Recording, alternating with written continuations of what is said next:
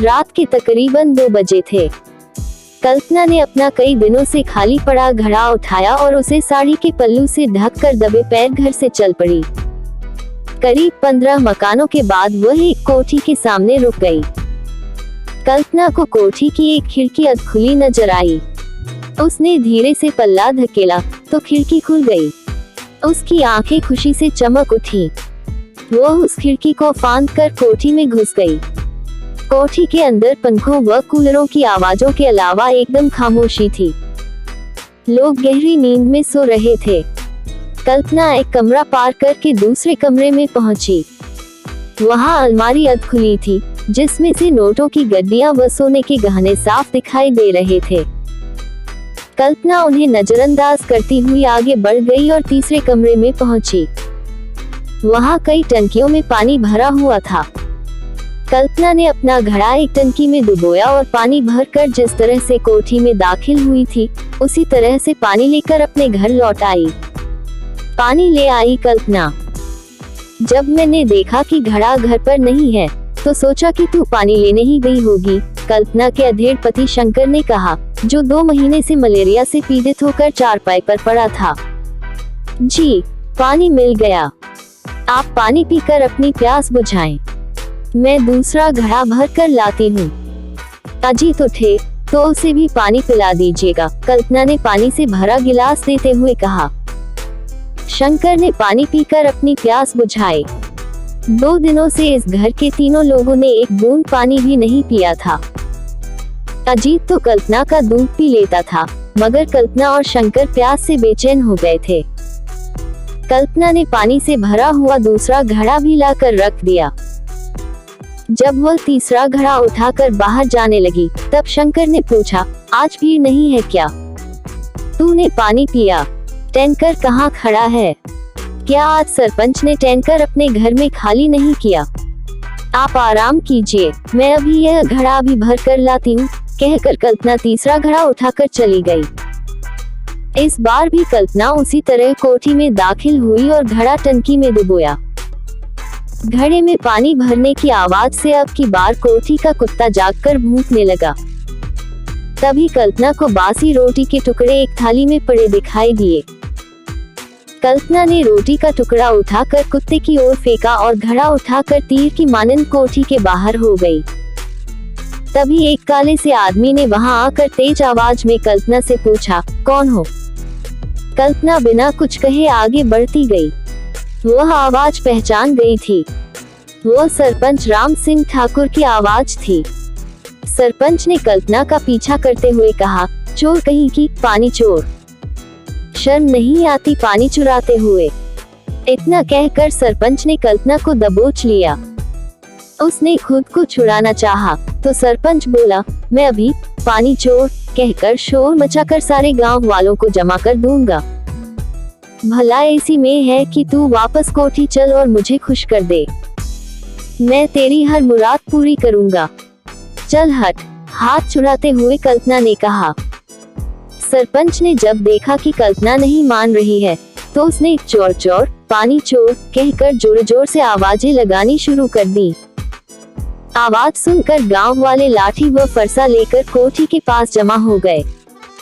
कुछ लोग लालटेन लेकर आए। मामला जानने के बाद कुछ लोग कल्पना से हमदर्दी जताते हुए कह रहे थे कि बेचारी क्या करती, 2 दिनों से उसे पानी नहीं मिला था।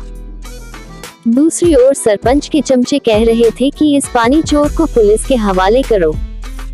ऐसा मत करो, बेचारी गरीब है, छोड़ दो बेचारी को, एक बूढ़ी औरत ने हमदर्दी जताते हुए कहा।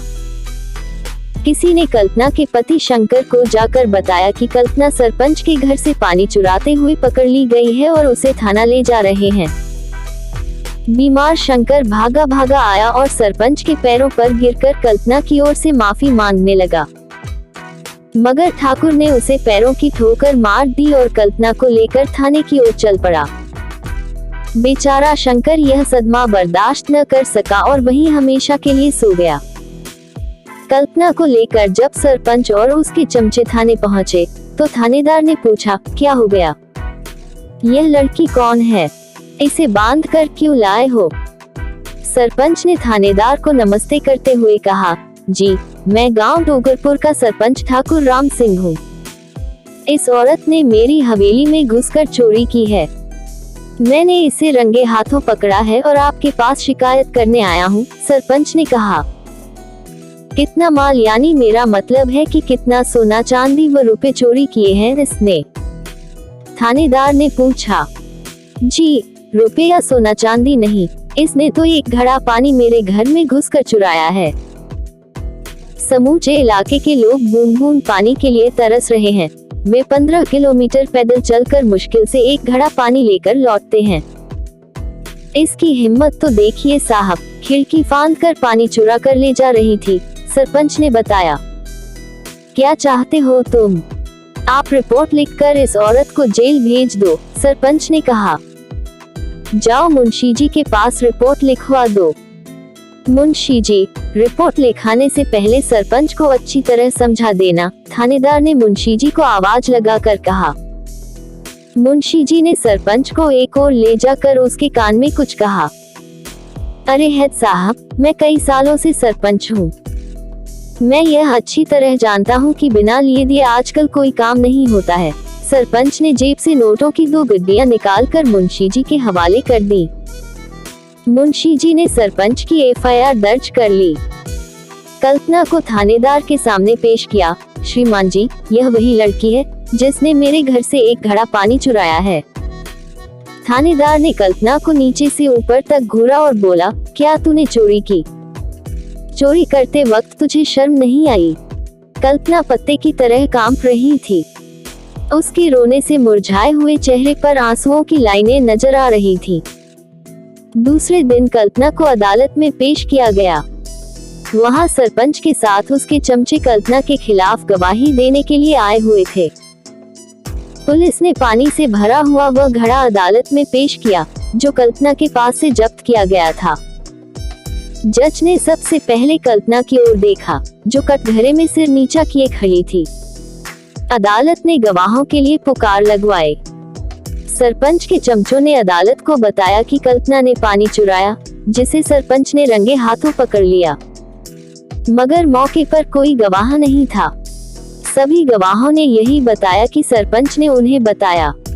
जज ने कल्पना से पूछा, क्यों, क्या तुमने एक घड़ा पानी सरपंच के घर से चुराया? जी, एक घड़ा नहीं, बल्कि 3 घड़े पानी मैं सरपंच के घर से लाई, पर उसे चुराया नहीं, बल्कि अपने हिस्से का लेकर आई, कल्पना ने बेधड़क होकर बताया। अपने हिस्से का, चुराया नहीं, लाई का क्या मतलब है? जज ने पूछा। इस भयंकर गर्मी में गांव के सारे कुएं, हैंडपंप व तालाब सूख गए हैं। एक एक बूंद पानी के लिए गांव वाले तरस रहे हैं, प्यास से मर रहे हैं। पंचायत ने गांव में पानी का इंतजाम किया है। हमारे गांव में पानी के लिए सिर्फ 2 टैंकरों का इंतजाम है, जिसमें से एक टैंकर सरपंच अपने घर खाली करा लेता है, जिसे वह चोरी से बेचता है। दूसरे टैंकर का पानी गांव वाले छीना झपटी करके लेते हैं। मैं वह अभागी औरत हूँ, जिसे कई दिनों से एक बूंद पानी नहीं मिला। बीमार पति घर में हैं।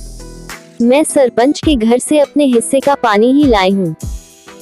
मेरी बातों पर यकीन न हो तो इन गांव वालों से पूछ लीजिए। मैं अदालत से गुजारिश करती हूँ कि मैं पानी चोर नहीं हूँ, बल्कि असली पानी चोर तो सरपंच है। सरपंच के घर की टंकियां पानी से भरी पड़ी हैं। अदालत में गांव वालों ने भी कहा कि यह बात सच है। कल्पना सही कह रही है। वह 50 रुपए प्रति घड़े की दर से पानी बेचता है। अभी इस वक्त भी सरपंच के घर पानी के लिए ग्राहकों की लंबी कतार लगी है। सरपंच बगल में झांकने लगा। जज को सरपंच व पुलिस की जालसाजी की बू इस मुकदमे में आने लगी। कल्पना को अदालत ने बाइज्जत बरी कर दिया और असली चोर को पकड़ने के लिए जांच के आदेश जारी कर दिए गए। कल्पना जब अपने गांव पहुंची तो उसे पता चला कि किसी ने रात में ही उसके पति शंकर, जो सदमे से उसी दिन चल बसा था, की लाश फूंक दी थी। जब कल्पना अपने घर पहुंची तो उसका अबोध लड़का अजीत भी हमेशा के लिए सोया हुआ मिला। कल्पना ने जैसे ही अपने बेटे की लाश को देखा तो उसकी जोर से चीख निकल पड़ी। अजीत, अजीत कहकर वह बेहोश हो गई। गांव वाले जो कल्पना के खिलाफ थे, अब सरपंच के खिलाफ नारेबाजी करने लगे। पानी चोर, सरपंच पानी चोर, असली चोर सरपंच। कल्पना पागल हो चुकी थी। वो अपने बेटे की लाश को बता रही थी, बेटे, मैं पानी चोर नहीं हूँ, असली पानी चोर सरपंच है। इतना कहकर कल्पना कभी हंसती तो कभी रोने लगती थी। पुलिस ने सरपंच के घर से लबालब भरी पानी की कई टंकियों को जब्त किया।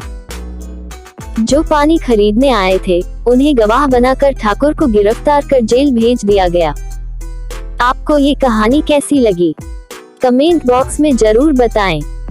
आपने अभी तक हमारे चैनल को सब्सक्राइब नहीं किया है, तो इसे सब्सक्राइब जरूर कर लीजिए, क्योंकि मैं ऐसे ही कहानियां आपके लिए लाते रहती हूँ।